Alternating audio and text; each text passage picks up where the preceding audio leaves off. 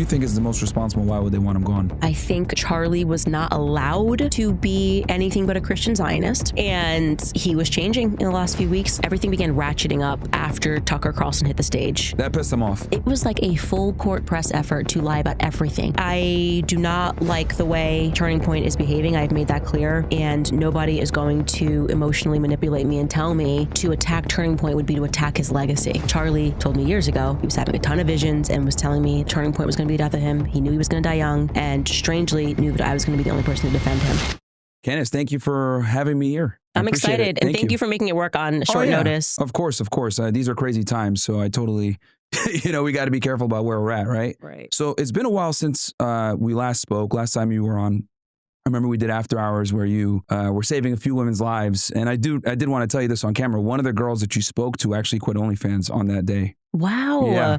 It was a good conversation. Yeah. I feel like a lot of people think that, I guess, those conversations are not worth it or the show is all theater. But for me, I want to sit across from these young women because anybody's life could have ended that way. You know what I mean? Like I could have ended up being one of these OnlyFans girls if there weren't so many like life interventions, because it's just being sold to women so much that this is the easy way out. You know what I mean? So yeah, but I wanted to make sure I told you that, on camera, that she literally quit like not too long after you did that show. So that's great, saving lives. That makes me happy. So kind of with that, I saw that you had did a debate on Jubilee with a bunch of feminists. Obviously, we're in a modern day age. Things have changed quite a bit. We've both been pretty critical of feminism, but I think with what you're doing, you're able to really reach a demographic of women that just guys like me and Andrew Tate and others just aren't going to reach because, we're abrasive in the way that we get it. So they might want, another female's perspective on, the detriments of feminism and everything else like that. So kind of given how society is now, how do you see feminism today with young women? And then what do you predict is going to happen in the next 5-10 years? Are we getting better? Is it getting worse? What are your thoughts in general on that? So I was actually very interested in Tate culture, I guess I'm going to call it. So I'm going to put you in that orbit of Tate culture, all of these male influencers that were coming out and calling girls bitchs and hoes and all this stuff. And people sat back and were like, oh my God, this is horrible, whatever. But I'm like, wait a second, whatever you think about him, whatever you think about Tristan, whatever you think about Myron, this culture got very big very quickly, and there's got to be something there, right? There has to be. So that was the reason why I flew out to meet Andrew Tate. There was all these conspiracies that I knew him before and all. I met Andrew a total of 2 times before I did his show. My husband hung out with him maybe 3 times in his life before him and I met. He was actually friends with PJW. And that's how I met Andrew. Gotcha. Like, so my husband was actually friends with PJW. And I just wanted to know what it was, because I'm never a person that will dismiss something on its face and call it a name. Like, there has to be some substance here. And what was actually happening was you got Andrew Tate and Tristan Tate and you got Myron Gaines because you perpetuated a culture of Lena Dunhams, right? So you're acting like men just got tired of it, is what happened. And finally, men looked around and somebody stood up and said, it's actually okay to be a man and you don't have to listen to any of these women. Now, you may not have liked how they said it. You may not have liked that they were doing this on top of Lamborghinis. But the reality is that what sat beneath that was a horribly toxic culture where women were dictating the terms to men. And every time a man did something that actually felt natural to them, you called it toxic masculinity, and books were written, and Lena Dunham's writing articles, and there's a show about this, and Lena Dunham's naked on Instagram. I wrote a whole chapter about Lena Dunham in my book, and she's naked on Instagram, and she's lecturing you if you don't want to see her, overweight, naked, and tatted up. So you can't blame the culture, Tate culture, until you are ready to address where this actually came from, which was women constantly bashing men over the head and telling them that masculinity, full stop, was wrong. Given the problems that we have, obviously, whether it's me or Tate or other people, will kind of come in and say, hey, this is what you need to do as a guy. This is how the modern day marketplace is now when it comes to dating. What's your approach to kind of combating this problem from a female perspective? First, you have to understand the origin of feminism, right? You have to understand that this was not a culture and an ideology that came because they wanted women to have equal rights with men, okay? This was a CIA-sponsored PSYOP. Gloria Steinem was sponsored by the CIA, okay? These protests were sponsored by men in government. a lot of them homosexual, actually. And the reason for that was simply because they wanted to tax, it was actually twofold, I would say. They wanted to tax household income both ways. And also they wanted women to, instead of focusing on their kids, which comes natural to women, right, to be the quote unquote, like I say, CEO of the household, they wanted to remove that and to have the children given to the government for 6 hours a day. Beyond 6 hours a day, 6 hours a day, plus whatever sports activities, which gives the government full control over the minds of the children. This came straight from the Pale of Settlement. After they assassinated the Tsar, you had these Jewish women like Emma Goldman, who came over to America. Emma Goldman was the mentor to what's her face from Planned Parenthood. I'm blanking on her name for a moment. I'm going to say Margaret Sanger. That was her mentor. Mm-hmm. And so this was, in fact, a very radical communist movement that came to America and sought to overthrow families, family institutions, strong men, feminine women, stands in the way of government and absolute control. In your book, Make 'Em a Sandwich, what are some of the things that you tell the women? Because I'm assuming it's a book that's going to be centered around how women can kind of get in the marketplace, find a long-term partner, get married. What are some of the strategies that you tell women to implement to find a partner? You don't have to give it all away. Yeah, maybe no, one it's or fine. two. I don't even try in my book to sell them a strategy or a technique. I just tell the truth. So here's the history of feminism. Here's what we were told in school. Here's actually how it went down, right? Knowledge is power. I give them the actual statistics of the fact that what was sold to you was you were going to be just like a man and you were going to be happier. Women are actually more miserable than they've ever been. If you go back and you ask most women about their grandmothers, they remember grandma being happy, right? So what they actually sold to you, now you've achieved this equality, quote unquote equality, and women have never been more miserable. And women are popping more pills than they were popping and finding it harder to find a partner and wondering why. Well, it's because you attacked natural masculinity. You told men that they shouldn't be allowed to lead. Women have to lead. And actually, you didn't want that, right? You were convinced psychologically in a classroom, as I was back when I wanted to be a feminist, or I thought feminism was cool. And you should know that. And I think that that's how you change things without trying to say, here's a strategy and here's how we're going to move forward. Let people know true knowledge, let people know true history. And I think the rest of the stuff happens naturally, or I hope. For you on your journey, when did you figure out that feminism was a lie? Like, was there a certain event that triggered it that you were like, holy crap, this is BS? I actually tell the story in this book. I think I do, actually. I think it's in this book, or it's in my last book, actually. It's in Blackout, of this teacher that I had. And I was required to take a Feminism 101. It was called Women's Studies. Maybe it was Women's Studies 201 at the University of Rhode Island. And at that time, I was like, yeah, I'm a feminist, of course.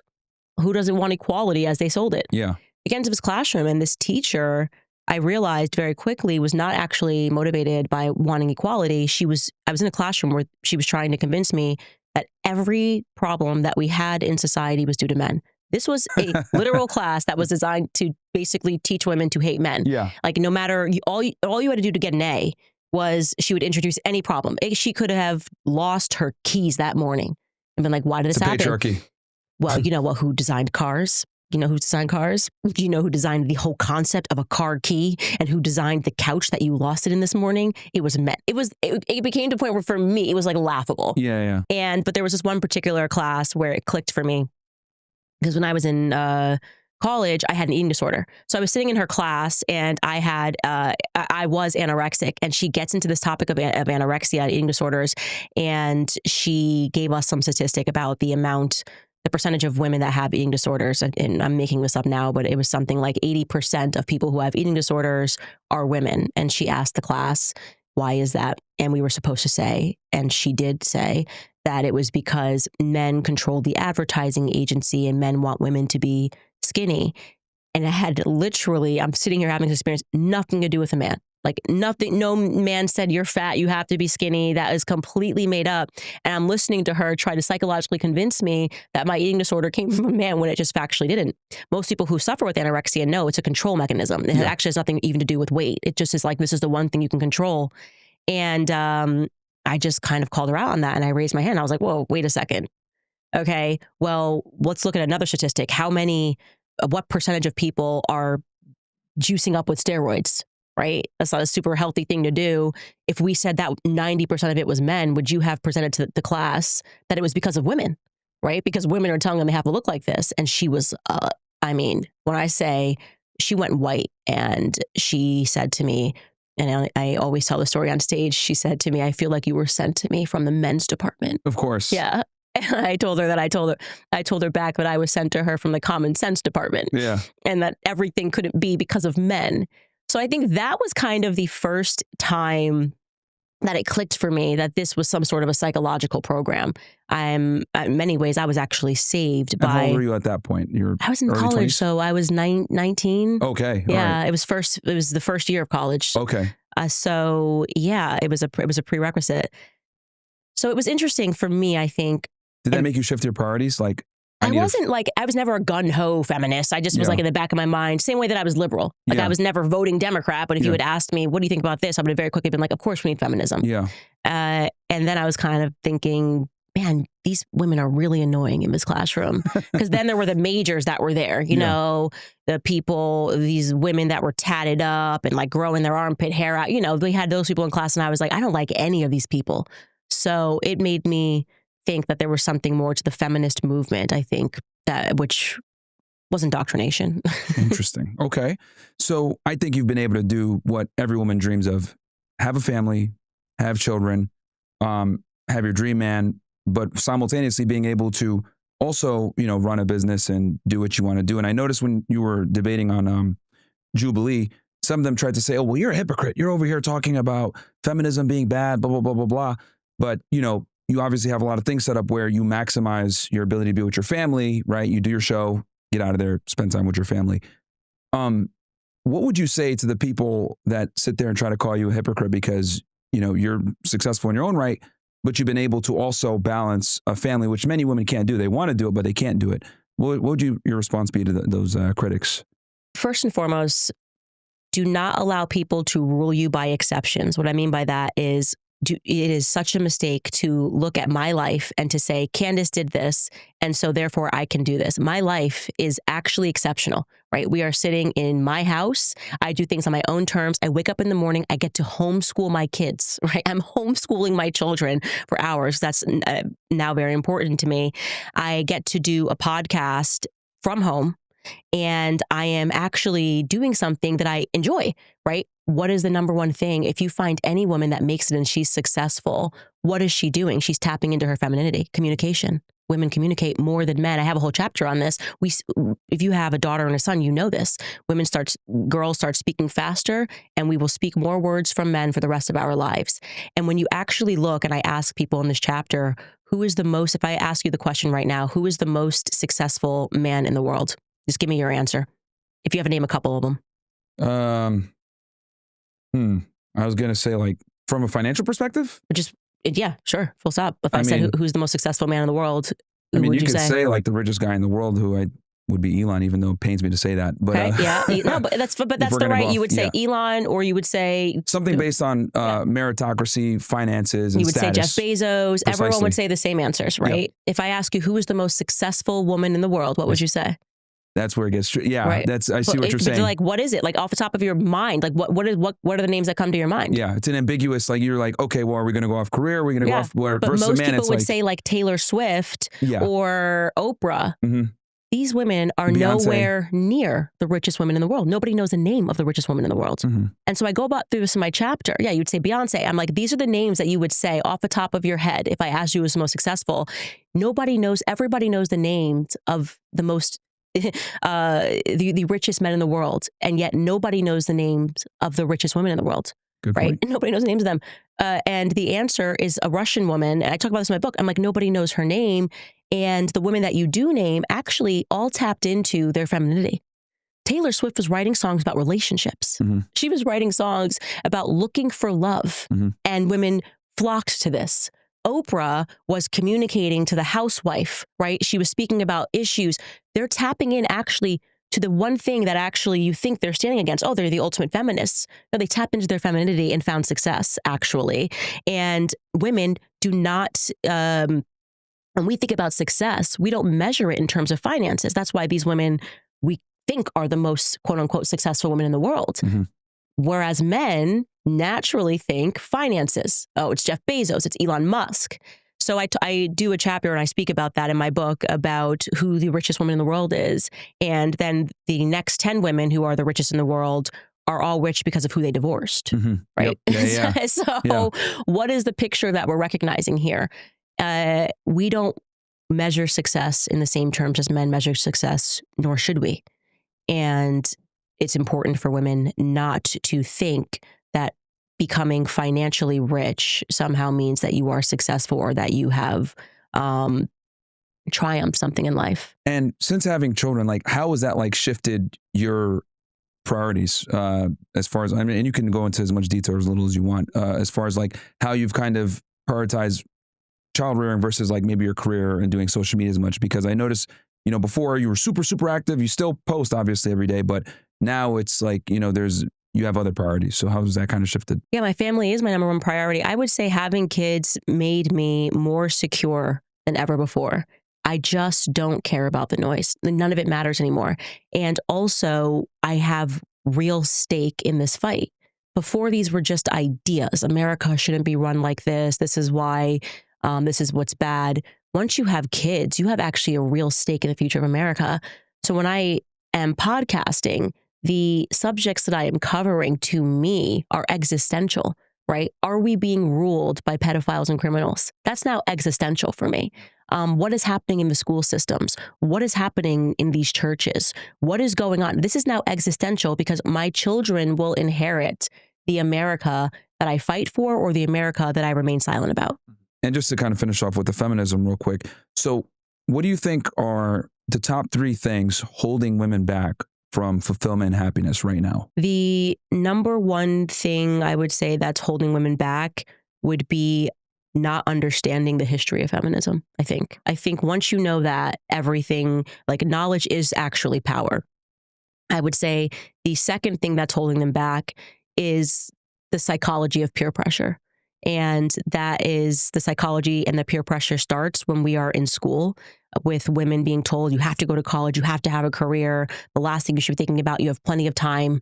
You don't actually have plenty of time. Biologically speaking, you literally don't have plenty of time. Men might have plenty of time, biologically speaking, but your body is telling you don't.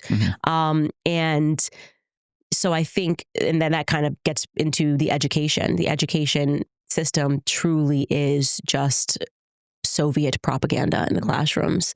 So those would be the top 2 things. And so they're ignoring their gut instinct and following the herd. So understanding what feminism is and how it came into place makes it a lot easier to understand everything else. All right, fair enough. What do you think so far about this, switching politics? What do you think so far about this administration with Trump?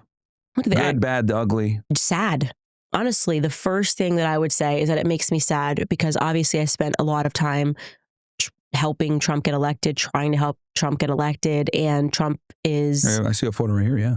Yeah, he's a part of my political story, right? A part of my political awakening, if you want to call it that. And it feels to me like when he said, what Epstein files, you know? Are we still talking about the Epstein files? It was just like we were so close. We did everything we could. And we were supposed to be fighting a swamp, and then what happened? What, the Loch Ness monster, which is Israel, rose up and swallowed our hero whole. So it makes me sad, and I think we all can very clearly see what has happened on the basis of who is now supporting him. The literal Never Trump movement is now supporting Trump and telling us that we're radicals, the people who initially supported Trump. So there's been a complete flip, and they're trying to use this mechanism of psychology to convince us, oh, we just got here, but we noticed this rot, which is the original MAGA movement. It's completely ridiculous. Their tactics aren't working, but I think it also indicates to us that there is something very scary and sinister that is in DC, right? That turns good men, it like petrifies good men that go in maybe with the best of intentions. And then they see something else. Like, what happens to these people? We don't know. Like, where is, I mean, day in and day out, Kash Patel and Dan were saying, we're going to do this. We get the FBI. Now they look petrified.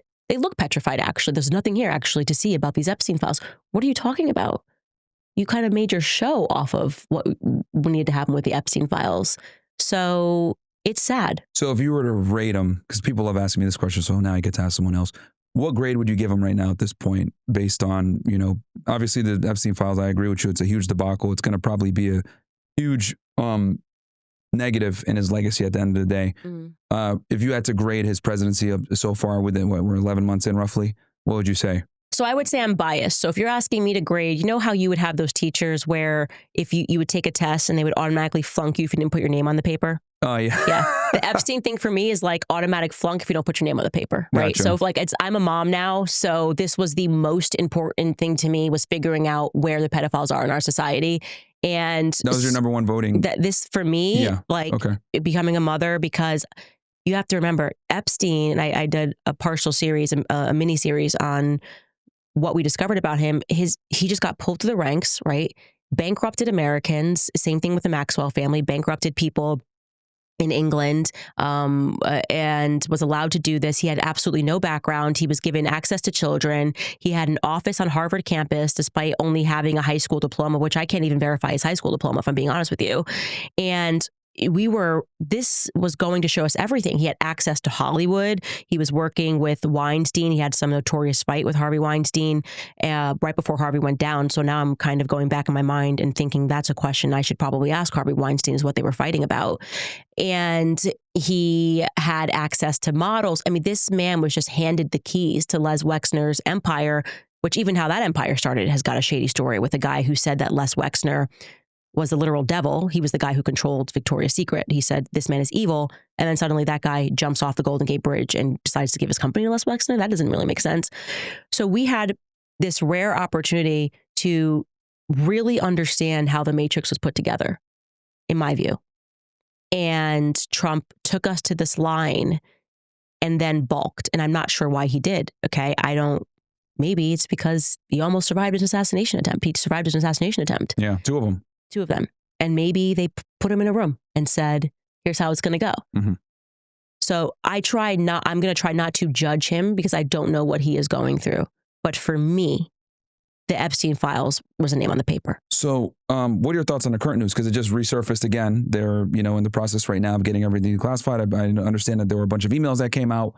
And it's coming back up again. I can tell because I'm seeing nothing but CNN clips on it. Anytime they love to hit Trump when it comes to this Epstein thing. Mm-hmm. What are your thoughts on the latest information that came out recently with the emails and everything else like that? When he initially balked on discussing Epstein and Pam Bondi did the whole crazy bit, I was told that it was because there was donors he was protecting, and that makes sense to me. I have never felt, and I'm a pretty good vibe person, Trump's not into kids, right? Mm-hmm. So the nature of the emails, was he at a party when people should just think about that.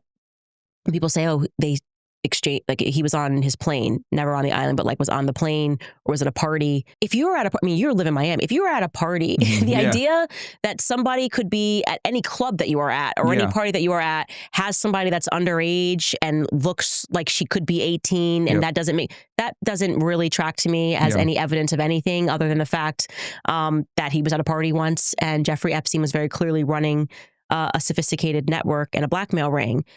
So I don't think that whatever they have on Epstein with Trump and Epstein is going to implicate Trump in any of that stuff. Yeah. And I've been around him. Trump has a type, and I have never felt that vibe from him at all. But I do think he's protecting some of his donors. I do believe that because I look at them and they just creep me out. And he took a lot of money from Miriam Adelson, the Adelson family, hundreds of millions of dollars from Miriam Adelson. And I think that's kind of the beginning of everything. So when they started leaking these emails, I read it as like a public threat to him. Maybe they're arguing about something in the background and he's holding the line on something. So because they obviously have all the Epstein stuff. He was their blackmail guy, And so if people don't listen, they probably do a little trickle. That's how I read it. I read it as like a public threat, and they want something from him, and they're going to be like, capitulate or we will hit you with everything they have. And we need to have a leader that just comes right out in a press conference and says, they have this about me. They've been threatening me with it. I'm going to tell them to release everything, and I'm going to hold the line. People would cheer. We wouldn't even care. We'd be like, okay, like as long as you are not implicated in harming children, right? I can deal with you being at a party that Epstein was at and finding out that whatever it is that they have on you. That's my gut instinct about the whole thing. Yeah, no, I agree with you that I think he doesn't give me the vibe that he's like doing that type of thing with children. But I do think that maybe there's something in there that looks really bad optically. And that's might be why, or to protect donors, like you said. Because I look at it like if there was something really bad like that, the Democrats would have exposed that during the Biden administration if there really was. So, that's another thing as well. Speaking of the Zionist lobby, we're talking about Mary Mandelson and Epstein and everything else like that. Last time we spoke, you were literally like a week or two before you left Daily Wire. It's been a while now. And obviously a lot of things have transpired, right? You've had a meteoric rise. Congratulations. Meanwhile, your opposition, Ben Shapiro, has had a meteoric downfall. Can you kind of take me through that day of what happened when, because I remember you had been in Miami for a bit, and then I think you might have went back to Daily Wire for like a day or two, and then they said, hey, we're going to get rid of you, blah, blah, blah. Can you kind of take me through how that all transpired and how you've been able to kind of use that cancellation from their perspective to just utterly destroy them and flip the roles? So, gosh, I was fired in, March of 2024, and I obviously was very surprised about it. I did not know it was coming. Look, even if I sensed it was coming, I would have never have thought that it would have happened in the way that it happened. I would have thought that we would do everything that we can to keep things friendly. I mean, you don't want to work for any company. It's just unprofessional to want to work, to dedicate years of your life to any company and not have things, even if they're not on great terms, you still want to make it as peaceful as possible. TMZ reported, and I have to ask you this because I've always been wanting to ask you this. They reported that one of the reasons why they wanted to get rid of you is because you did the show with us. And when we talked about Jews, we hit the sound effect, the cha-ching sound effect, and that, I guess, that infuriated Ben Shapiro. Is that true? Or I know where that leak came from. Okay. And it came, gosh, am I allowed to say anything about this? She no longer works for the Daily Wire, and I think she was behind that leak. Yeah, so she no longer works for the Daily Wire. So that was interesting. I can neither confirm or deny whether or not that is true. Okay. But what I will say is I would have never expected that sort of a PR. I mean, it's just the opposite of the way that I am. I mean, I've worked with several companies. I've worked with PragerU. I have obviously a lot of disagreements with them now, but I had a very peaceful working relationship with them. They treated me fantastically. I've said it 1,000 times. Like, what I think about them now and what their contributions are to what we're fighting, I could never go back and say like one bad word about how they treated me. They were really good employers and very communicative. I ever had an issue. I mean, I think my contract with PragerU was like 2 pages. I'm not even kidding. It was crazy. Marissa never even wanted to talk about contracts. She's like, if we ever have to talk about the contract, she was like, you should probably leave because like I don't want you here if you're not happy. Yeah. Obviously had a very great relationship with Charlie Kirk, Turning Point USA. So for me, having never had any sort of a debacle ever in my life, in terms of working for people, it was new, it was global, there was so much happening, and I didn't know if we were going to survive it. Genuinely, my husband and I, it felt like it's like trench warfare. Your every move, you're not even thinking about the implications. It's like, I just have to put one foot in front of the other and fight. And I first and foremost just grateful to God that my husband was just rock solid. I think if my husband had shown even a fraction of apprehension, fear, anything, I probably would have come apart. And this again gets back to the importance of marriage, because there are things that men are designed to deal with. Women are designed, like I was good on the psychology games of what they were trying to do, but in terms of just getting down and building the infrastructure and like, okay, we need to rebuild the podcast. We got to do this. We got to figure this out. We laugh now. I mean, even because my team came with me, which was something that was also a huge blessing. I'm so grateful to my team because I went to them and I was like, I don't know if this is going to work. We can't offer you health insurance. We have nothing. So if you leave the comfort of where you are taking a risk. Yeah. And we don't know where this thing is going to end. And also we're like being banned from society also. Yeah. So the chances of this podcast working when we're banned from everywhere, even YouTube demonetized us. It was slim to none. And they were just like, we're coming with you. So to look back on that, it's just a tremendous amount of gratitude and appreciation for the audience, my team, and first and foremost, my husband, So he helped you through that process. Because I remember like it was all over the place, and obviously there was an enormous amount of pressure, but you were able to use that to your favor. You get let go from Daily Wire, you start up your own thing. And, obviously this topic is a very controversial topic when it comes to Zionism, Jewish power, and these other things. and it led to some things. What red pilled you on this topic that made you say, I got to speak up? Even though this is a very taboo topic, you can get, like you said, deal with demonetization, cancellation, losing an employer. What made you say, I got to speak up on this? I want to get into heaven. And I think people don't realize that that's real. Like, I think people who are atheists don't understand that a part of this whole psych operation was to make you an atheist. Because if you knew for certain that when you die, there is more, which there is, you would be living your life differently, right? I want to get into heaven. And so at the very moment that I know anything is true, I can't tell a lie, right? So when I was working, and giving the example again for PragerU, I genuinely, first off, wasn't up on the topic of Israel. It wasn't kind of a common discussion. There was no pressure on me to get out there and say things that are pro-Israel. I just genuinely believed it, in the same way that I tell people, Charlie Kirk just believed it. There's no conspiracy. He just was like, yeah, Israel, I'm a Christian. And obviously Israel has biblical connotations, and so I support Israel almost like it's a periphery. Yeah, it's like a default setting. Yeah, when it's you're a in the default setting. Yeah, literally, yeah, in the it's a factory GOP setting. Yeah, and people who attack that and assume that everyone's in on an agenda should stop doing that. At the moment that it kind of became and I would say after October 7th, they were kind of demanding that you take a side. I watched Bassem Youssef. This was truly the mental turning point for me. He went on to Piers Morgan and it went viral. And he held up this paper where he showed how many deaths there were every year of Palestinians versus Israelis. And I will never unsee that. And he was being totally a jackass about it, was just kind of using humor, which is the best tool, and being like, so what's the equation of how many lives are worth? So I'm going, okay, so I'm supposed to believe these are the evil people, but this is how many people.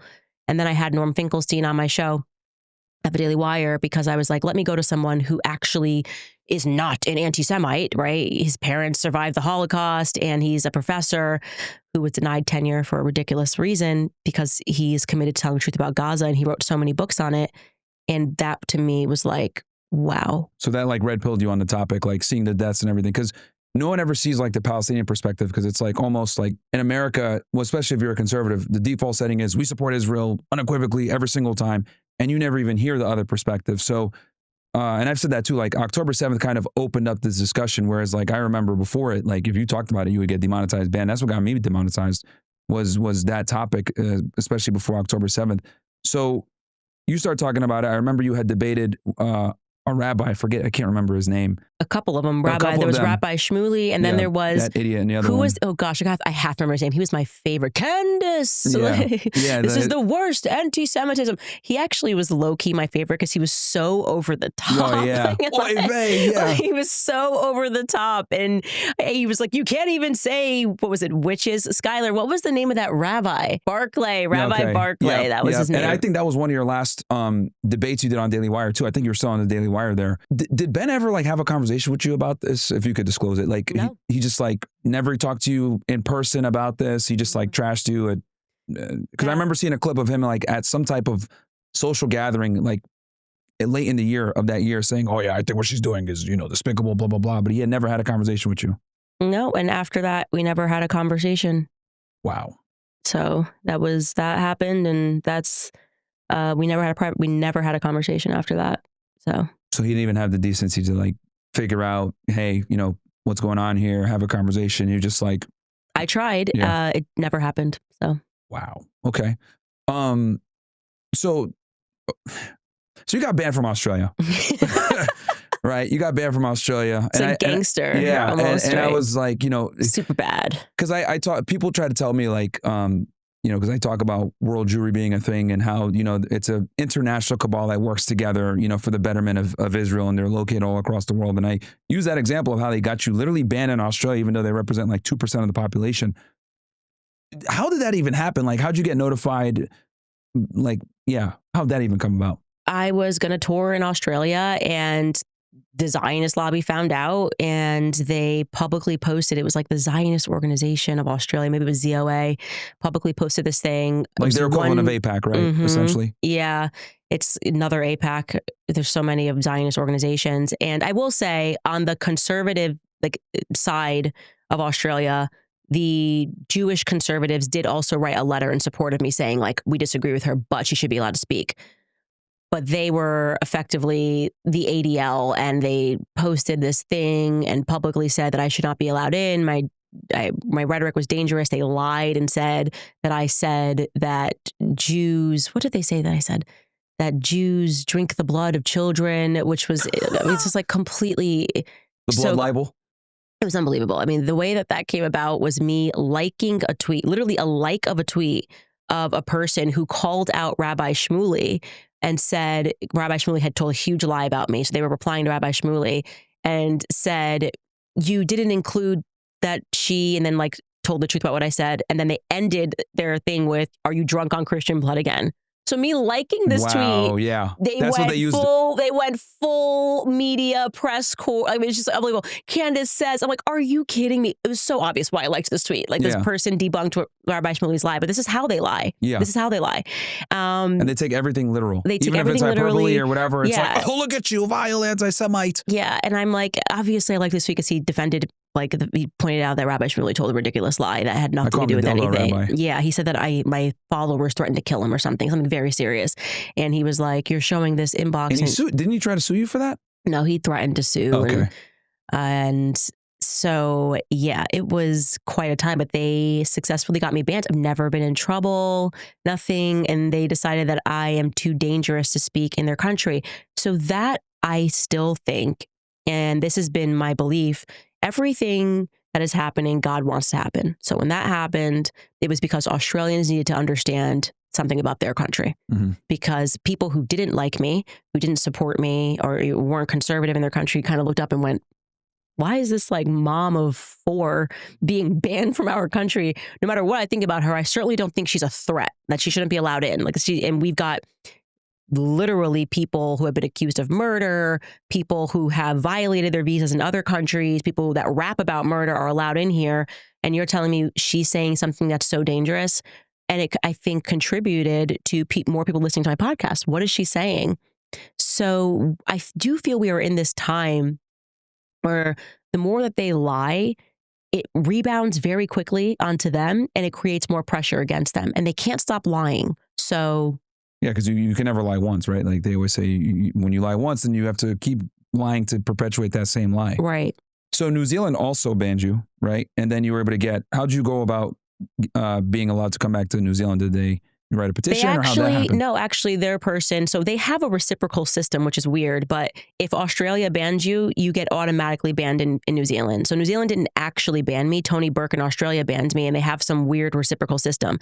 Then when they found out, their minister, and his name was Chris something, I should remember it, was like, I'm just against this, and he reversed it. Gotcha. Yeah, so he had the power to reverse it. So New Zealand actually stood firm on free speech. Okay, I didn't know that. So like basically when one party does something, the other one kind of reciprocates it, but they do have some type of veto power. What other ways, I guess, has the Zionist lobby came after you? I've seen ADL articles. I've seen SPLC, right? They target me too. Oh gosh, it was everything. It was everything. Did they lobby to get you demonetized on YouTube too? Absolutely. Yeah, that came from the Awesome Jew. Yep. The Awesome Jew, who was in attendance, by the way, when Charlie got peer pressured in the Hamptons. And yeah, it was just a full court. They were like, just start mass reporting her for violence and violent rhetoric. And they did that. And then I had no strikes. And then I went to all strikes overnight, and YouTube demonetized us. We were demonetized for 6 months, I think. It was like September, maybe it was 4 months. And so that was, can't make any money on YouTube. So we had to we had to then build our own website, which we did.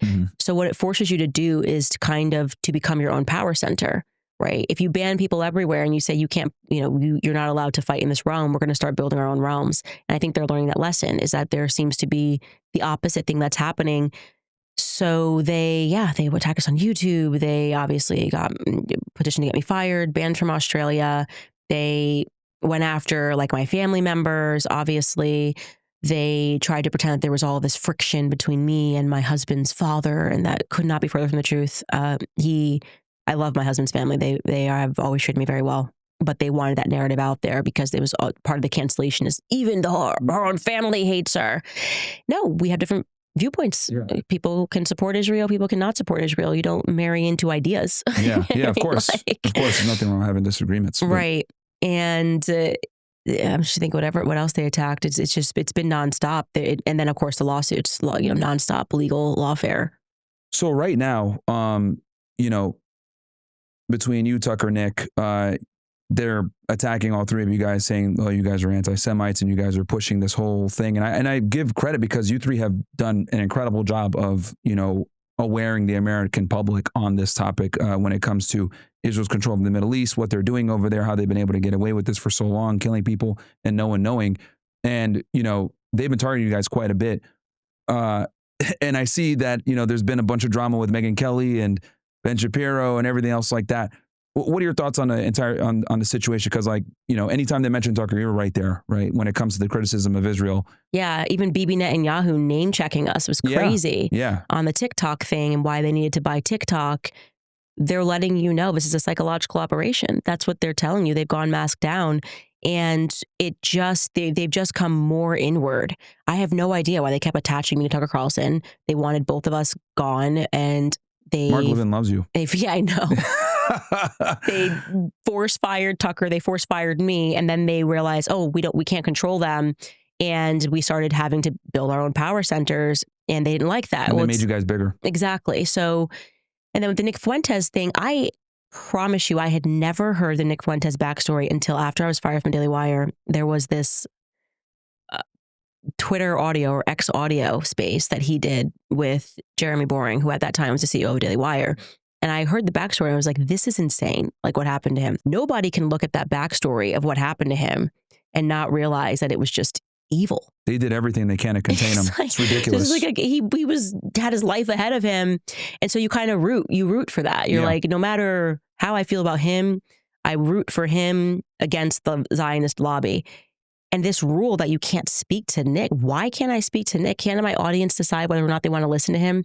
There's this false idea of platforming him, that somehow that's going to be harmful and you can't platform him. If I platform him and Nick seems likable, right? And then he goes on his show and he says horrific things, and my listeners then go over to his show, they're not going to keep listening to Nick. Yeah. They're actually then going to have questions about me. Yeah. Let the people decide. Let the people decide. Yeah. You don't get to think for people. Yeah. There's no such thing as platforming ideas. If people are following that idea, that is on the people. And they are smart enough to make their own decisions. I don't need to tell people to listen to Nick, to not listen to Nick, to platform Nick, to not platform Nick. If I want to talk to Nick, I'll talk to Nick. If I don't want to talk to Nick, I don't talk to Nick. And there's something about the true free markets that Zionists can't stand. They're constantly manipulating the markets so that people think that they are number one, and they're not. They actually require censorship in order for them to be number one. Yeah, and that's their game. And I seeing Ben Shapiro have a meltdown. They had the Republican Jewish coalition a couple weeks ago, and just saying like, oh, these people are platforming whatever. I find it interesting how they never because when if you actually listen to the interviews that you guys do a lot of the times, it's like, oh, this makes perfect sense. I understand why you have this worldview. They never criticize what you guys talk about, right? They always criticize you guys directly, saying they're pushing anti-Semitism. Well, what are they saying that's anti-Semitic? Oh, well, it's just anti-Semitic. And they don't even want to have the discussion, the debate, usually the truth or anything. Yeah. Yeah, because when you hear Nick Fuentes' backstory, it's compelling. It just is. I was compelled when I heard it. I actually haven't gotten around to watching his interview with Tucker. It's on my to-do list this weekend, but I'm assuming he told his backstory. Yep. And then people look at it and go, what is up with the Zionist lobby that they're going after 18-year-old kids for questioning Israel? That's actually what they're fearful of, is people understanding just how long this has been going on, how vicious it is that it will even go after an 18-year-old who's just asking questions literally. And yeah, I think that's what it is. It's the mass awakening that's happening. Yeah, no, and I credit you, Tucker, Nick, some of the biggest voices in it, waking people up to this problem that we've had for so long, right? I mean, it got us into wars. And I do think that we're making an impact on it, because I remember when Trump bombed Iran, he had a lot of pressure on him not to do it, right? And he was kind of going back and forth. I know Steve Bannon had went to the White House and told him don't do it, or at least push it off a little bit. And he bombed him, and then he ended it there, right? Who knows if he didn't have that pressure from his base to not go to war, if he had it, would have expanded the conflict, because we know Israel wanted to, right? If this was 2003, who knows if we wouldn't have just gone into a full-on war. But I think big voices in social media that we didn't have back in 2003 were able to kind of pressure, like, hey, we voted for no wars. Like, and then it kind of held forced him them to be to like, it. I want to keep the base. All right, just bomb them and get out of here. Because that was even very unpopular. And then you saw the neocons go, oh, you were panicking. It was just going to be, and the whole time you guys were just panicking, and it was just one response. You thought there was going to be a broader war. And John Miller put it quite succinctly he tweeted and he said, no, it's because we panicked and freaked out that this didn't happen. This is like saying robbers outside trying to rob your house, your dogs start barking and the robber goes away and they're like, oh, you were just panicking. It's like, no, it's because the dogs were barking that this thing didn't happen. So no, every time which by the way, he still wants his war with Iran. They still want a regime change in Iran, and we have to continue to bark and continue to say that it's not okay. And it worked because we held the line on it and used our platforms to say, this is the red line. Yeah, no wars. And he literally was very ambiguous about it for days. So, and I think a big part of that is from all the pressure from his base with people that have big platforms. And this is kind of a beautiful thing where we have with alternative media, because I remember, and you remember too, we're around the same age, the Iraq war, there was no dissent. Right. We're going and nobody cares, and we don't, there was no one else talking about it. The news was super pro-war. Everyone wanted to go to war. And it wasn't until 10, 15 years later that the smoke evaporated and we're like, oh, this was a waste of time. Why did we go to, Saddam has nothing to do with bin Laden. Like, it didn't make sense. So let me ask you about, I guess, real quick with Harvey Weinstein, what got you interested in like getting his story out there? So actually, I started working on the Harvey Weinstein documentary when I was at the Daily Wire, which, yeah. So okay. Somebody on his team reached out to me because they thought that I would be the only person that would look at this fairly, which is interesting because obviously he's gave millions to the ADL. You know what I'm saying? Yeah. So we were this very unlikely duo, and I thought he was guilty. I thought there had to have been some guilt. I mean, there were so many women that were coming out. But this is how the media is effective at psychology, is that they know if they say something over and over again, it becomes true. And actually, I realized I didn't know anything about the case. And when I took a look at it, I was shocked. There's no question that Harvey Weinstein should not be in prison right now. And that's the definition of Me Too right there.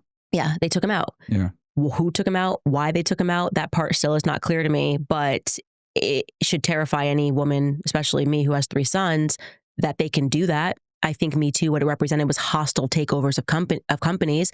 That's kind of a theme, right? If you start to go back, you look at from Michael Jackson to Kanye to Britney Spears, these are hostile takeovers of companies. And I think Me Too was a proliferation where they hostilely took over a bunch of companies. And that's my instinct about it. And he was big. So maybe he wasn't playing ball. I actually do now have it on my mind that I want to ask him about this argument he had with Jeffrey Epstein that I learned about. I was very passionate about just telling the truth because the Me Too movement is problematic. I have a real investment in this. I have sons. Yeah. So I don't care what people think or need to think. I'm not voting for him to be my husband. I'm not voting for him to be the president of the United States. I'm not voting for him to be my pastor. I'm telling you that he was accused of something and the media completely lied to you about the circumstances. And it should terrify you because it means that our courts are corrupted. And they are. We know that. We know our courts are corrupted. Why? Maybe through the same system of blackmail. They've got judges in their pockets. But there is, that's a part of the matrix. The court system is a part of it. And I give you credit because, you're very brave for doing that, because just like with the George Floyd documentary that you did, which was going against the grain, right? A lot of people gave you slack for that. Like, oh, why are you interviewing this, pervert? And why are you going ahead and, trying to destroy the legacy of George Floyd? So, I give you a lot of credit for because I do think that this whole Me Too situation and false accusations is very real. It matters.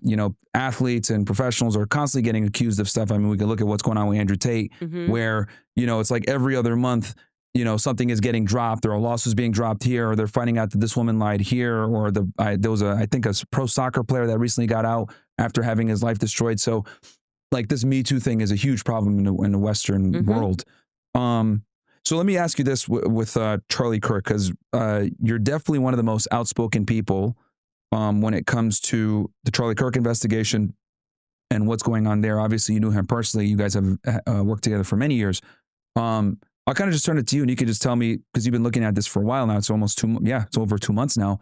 Can you take us through what you think happened on that day? What led you to believe that? And the timeline in general, who you think is actually responsible, who might be covering things up and everything like that. Yeah, so I can tell you that I view the Charlie Kirk assassination as a military hit. I do not know who called the hit yet, but it's military. There's no question in my mind that it was the military. Or foreign, or? Well, I don't view the U.S. military as being controlled by the U.S. I mean, there are a lot of people. We've been globalized for a very long time. I don't know that there's a difference there's decisions that are made in Ukraine for America. I mean, this is the tentacles of the U.S. military. Yep. It's a much broader and longer conversation that needs to be had. I mean, I think since JFK was assassinated, I don't know who's in control of anything, right? Much of what we see in the political realm is just an illusion. We're talking about what's happening in Congress, and decisions are made in boardrooms, in my view. With Charlie, I think that with everything that I have uncovered, there was very clearly a faith infiltration that happened. And I'm putting faith in quotation marks, because Charlie would have believed the people that came to him and told him to grow the organization and, to become the boots on the ground for faith. He cared very deeply about his faith. And the cast of characters and the pastors that are around him, rotten, like very rotten. The McCoys, Rob McCoy, unbelievably rotten. And I've been covering a lot with him. And what it's looking like is that Calvary Chapel has been accused of tons in the past, and also accused of hostilely taking over well-meaning faith organizations and ministries, with Rob McCoy at the center of some of these scandals. It's looking to me like Turning Point's apparatus provided an opportunity. Now, who they're actually working for, what they're actually doing, I don't know. But I can tell you it is not about Jesus Christ, okay? Okay. And this would explain why, for some unknown reason, Christian Zionist influencers have been losing their minds about the idea of investigating the Charlie Kirk assassination. It's odd. Like, I looked up and I'm going, why are Christian Zionists trying to use Bible verses to say that we shouldn't question anything? I mean, everybody knows you were a cop. Mm-hmm. The first thing you do when there's been a murder is to look around at the money, the finances, and the people around him. Common sense. Like, and then you pair that with the actual impossible things that they are telling us. It was a Christian miracle. His neck just stopped a 30-06 from 150 yards away. It was just your modern Christian miracle, That's Fed slop, but it's worse than that. It's Christian slop.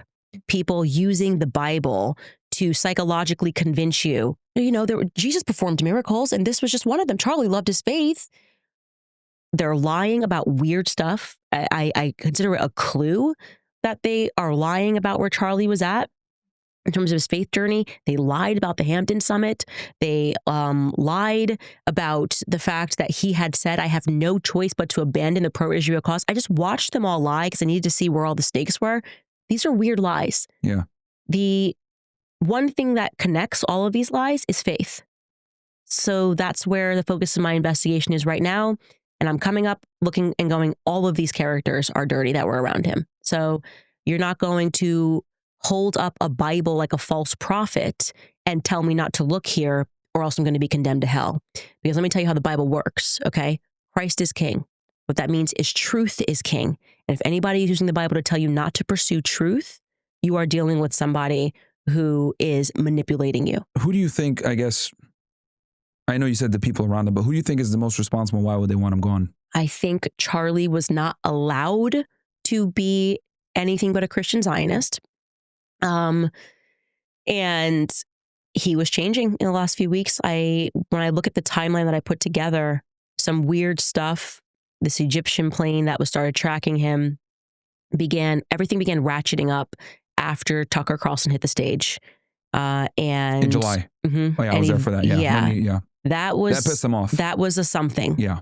So I think Charlie was done, as Megan showed the video. He was telling Tucker to go max. All of the things that they lied about, we've now proven.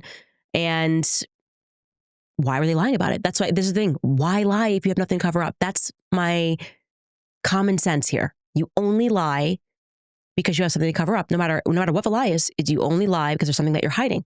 So if they had all come out right when Charlie died, If Seth Dillon, who pressed Charlie in the Hamptons, was like, oh my gosh, my biggest regret is the last time that I saw Charlie, I was being such a jerk about the Israel. They were so stupid. And this is a reminder that you never know when you're going to see somebody last. It would have been like, oh, okay, nothing to see here. It was like a full court press effort to lie about everything. Josh Hammer, he never blinked on Israel. He was on the text message chain where Charlie said 48 hours before he died that he was done with the pro-Israel cause. Why lie? That's my question. And I don't like the silence from Turning Point employees. I know for a fact one of them, who I'm not going to name, has a text message from Charlie the day before he died saying, they are going to kill me. Wow. Now, he was not referring to the trans lobby when he wrote that message. Yeah. So why not present? If you are his friend and you're interested in the truth, why wouldn't you tell the public that? Wouldn't you just come right out to the public and say, hey, I don't know what happened, but like Charlie thought they were going to kill him. I do not like the way Turning Point is behaving. I've made that clear. And nobody is going to emotionally manipulate me and tell me that it's all good now. And to attack Turning Point would be to attack his legacy. Mm-hmm.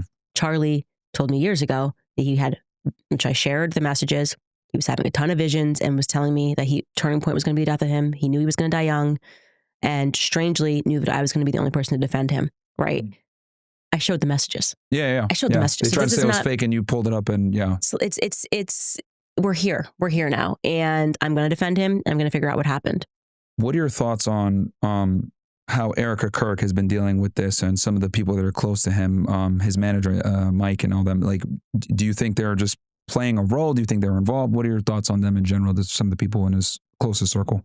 It is obvious to me that Mikey McCoy was the person that they wanted to launch as the new Charlie. That's very obvious. The way they brought his YouTube channel back with a speech from Mikey, and everyone was kind of trying to soft sell Mikey to us and was like, who's this kid? First off, you're 23. Why are you the chief of staff of anything? You didn't go to college. Who are you actually? And you're brought in by Rob, your dad, who is dirty. I mean, very dirty guy. I covered more of that yesterday. He just gives me the sleaze and the ick.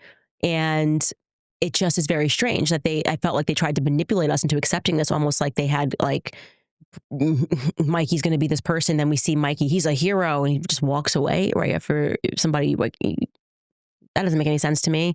And yeah, with Erica, a lot of people on the internet have been going into her past, going into her parents' past, and just speaking about these things. Israel defense contractors, parents, stuff like that. Yeah, I've seen all of that. I respond to that on my show, and what I've said to everybody is I'm starting with what happened on that day, what happened leading up to his assassination, and the people that catch my attention are people who are telling verifiable lies. Okay, Erica thus far has not told any verifiable lies. She did not lie about the fact that he had St. Michael on him when he died.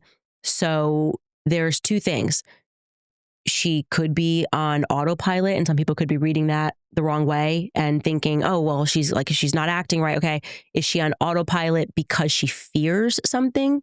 Right. Again, we don't know what's happening behind the scenes, but you have to have some level of fear if you watch somebody get assassinated. I don't know. I just don't know. Yeah. And so people have been upset with me for not going, down the rabbit hole on my show about Erica's parents. People's parents are people's parents. They haven't yet come up in my investigation. If I find out that her parents were involved, and then it's going to catch my investigation. There's nobody that will be spared once they come up, once they tell a lie, I come across something. I just literally have not come across anything with Frank Turek. Also, I haven't come across anything with Erica in my investigation. So. The shooter, or the alleged shooter, you think they're a patsy? Of course, they're a patsy. I mean, come on, it's so dumb. He wasn't even on campus that day. They can't show us one clear image, not even one. All of these cameras, Turning Point has everything in 4K. So shouldn't you have caught the shooter on the roof in 4K? Like, you had cameras everywhere that day. Every inch of that campus is covered. So do you think that was someone else that was running across? Absolutely. It wasn't Tyler? Absolutely. Okay. Someone that just, I don't even know if there was a person that sprinted that day, because everyone's forgetting there was also a news report that came out a week before that somebody was on the roof, and a professor came out and waved the person. Now, they may have been dropping off a gun, dropping off a screwdriver. I don't know. Because there's one video, like one of the students had panned out where he was running. But that person who took that video that I had to track down, okay, military.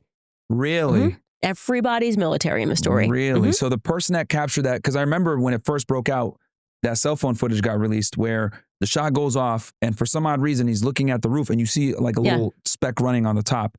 So that person that took that video was military. Military. I got in touch with the person and they didn't put the video up themselves. I had to go through 3 people. I'm like, so I'm supposed to believe you're like a college kid and you have nothing to do with anything. You just decide to randomly like be like, oh, I got this video, but I'm going to send it through 3 people to have it released. Interesting. And also the Losey building where the shot definitely did not come from is the only place on campus that houses, I believe on the 3rd floor, according to my source, like the military something is in the Losey building. So there's a lot happening. All of that was just a show to mask who the real shooter was. I think it's way more likely that the shooter was in the audience or to the side of the audience. I think that's the more likely story because he wasn't shot with a 30-06 first and foremost, and the bullet did not destroy his neck. I know that for a fact. And he actually 30-06 throws everybody off. Like, but that was their plan. Yeah. Until I accidentally, which I didn't even process it at the time, revealed that the bullet didn't go through. Yeah. And then they kind of were like, oh, it was just a miracle, actually. It was no 30-06. Yeah, the text messages are a bit strange too. And, you know, this whole situation, like, I wish the government was being a bit more transparent because this has an incredible amount of public interest. So it's like, look, dude, you guys probably should be more transparent on this because government trust is down at its lowest when it comes to people trusting law enforcement, whatever. What are your thoughts on how the FBI and the state police are handling this in general? Because I know you've been critical of Kash Patel. I think what's way more important is trusting Alexis Wilkins as a sensational singer and the people like be careful, she might sue you. I don't want to talk about like the feds right now. Like they're doing what they have to. The more important thing is that this sensational country singer is left alone. We are just not a serious nation. I mean, I think if Putin's FBI director or put that out, Putin would just quietly have him assassinated or something. I don't know. But we are just not a serious nation. That is just, they are tweeting like girls on TikTok right now. And it's embarrassing. It is so embarrassing. He should have been forced to resign. Trump should have made him resign for embarrassing us because there's no way Putin's not laughing with his homies right now about that tweet. My girlfriend, my life partner. Yeah. She sued a bunch of people. It's crazy. Crazy. Yeah. And obviously with his blessing. With his blessing, or you would say, hey, honey, not now. Yeah. Right? Like, this is a bad time. This is a bad time. I've got to be taken as a serious man. Optically, yeah. Yeah. And of course, the opposite thing happens now where everyone's now calling her a honeypot. And so what's she going to do? Like whack-a-mole, just sue everybody on the internet who's making a joke, sue Tim Dillon or something? Yeah, it's absolutely nuts. So it'd be fair to say, so you don't believe the official narrative, and I do agree with you, there's a lot of problems with it, right? Between a 30-06, why don't we have the full footage of him taking the shot, then running off? You're only showing him running. The text messages are strange. They don't even show us him taking the shot. Yeah, that seems like a pretty easy thing to do. That's one of my biggest issues is they didn't show him taking a shot, but they have him running across the roof. So it's like, how do you not have him prone shooting the shot? So I guess, and I know you're still investigating and figuring everything out, but if you could kind of give me a quick summary, what do you think transpired in that day? Who do you think is responsible? Maybe a rough timeline. I know you're still filling parts in, but from what you have so far, what do you think? So this is a guess, and this is just like, if I had to guess right now where I'm at, and this, I think Tyler Robinson's only contribution was that he had his prints on the gun. I know that his prints were not the only prints that were on the gun, which is something that they haven't been honest about. Okay. I would suspect that his only screwdriver role, DNA on that too and stuff. Yeah, I think Lance Twiggs is much more involved. I don't think he took the shot either, but I think he's more involved. I think that Tyler Robinson's, all of the people that were involved that day got swept up in pedophile stuff. From George Zinn, the guy that cheered, his father is also a pedophile. The guy next, I mean, the whole thing is like, it was an operation with blackmailed people. The Zinn guy was at 9/11 too. Weird. Yeah. I mean, just unbelievable. And again, more of a marker that this was like a blackmail operation. Also, Zinn told a nurse that he was being paid. He didn't know how he was going to be paid for doing that after. So he was supposed to be another patsy. And yeah, because it was like immediate. Like he got like when this all broke out, he got arrested and he was like, it was out in the news like immediately. Multiple people involved that day. One person maybe just supposed to run across the rooftop. Another, I think Tyler Robinson, all his job was to pick up clothes. I think literally he didn't set foot on campus that day. And his job was to get rid of the clothes next to the Dairy Queen into some cemetery, which I broke. And the FBI is not disputed, but they decided to monitor the Dairy Queen afterwards and send some feds there. And yeah, so his role was to pick up clothes. I think Lance is actually the one that's walking in the backpack. But the TMZ footage? In the maroon, yep. I think that's Lance. The TMZ footage, and I don't know who is walking up the stairs. I think that's a whole different person because they don't even look like they have the same body. Okay. And yeah, that's how you do a nice feather operation. You got a bunch of patsies doing different roles. And then it shows the video of the stairway footage either, which is another thing that's strange. Yep. Yeah. Okay. Well, no, I mean, I see there's a lot of, and I said it before, they've created more questions than answers. Right. Right. Which is obviously the problem here. But I know we're short for time here. So I'll just, where can people find you? I mean, everywhere. Yeah, you're everywhere. Yeah, at your Congratulations on local podcast, courthouse, your local courthouse being sued. If you'd like to find me, your local news station being called an anti-Semite. Oh, one last thing. Do you think, because I know Turning Point, they had said something about, we're going to go after anyone that's saying anything. Have they reached out to you at all or contacted you? Because you're probably one of the most outspoken critic of what's going on with this investigation. Happy to have any person at Turning Point on my show to discuss anything that I'm saying, to make any corrections about anything that I'm saying. They can make a statement for all I care. I'm not going to stop investigating this until we're told something that makes sense, makes rational sense. And you're not going to tell me, like you do with Israel, that I'll get into heaven if I just ignore how Charlie Kirk was killed. We're not going to play that game. So say something that makes sense, or you have an enemy of me. That's pretty much it. And if you didn't want people prying into this narrative, maybe you shouldn't have executed him publicly. Yeah. Maybe you should have pretended he choked on an egg or something, like you did with that rapper a long while back when he started asking questions about things. Not a good idea to get everyone emotionally invested in the story and then to tell them to shut off their emotions. No, I mean, you've been doing an incredible job of putting a lot of pressure on them, right? So hopefully we, get answers here, because what they have out right now just simply doesn't make sense. So, right. So thank you so much, Candace. I appreciate it. Thank you. So great. Yeah. And also thank you for being so patient, because I know my schedule's so crazy with so many kids. And so it's like, we just got to make it happen. I was like, just get them down here. Yeah, you're a mom, you have a family, so I totally understand it. So thank you so much. Anytime.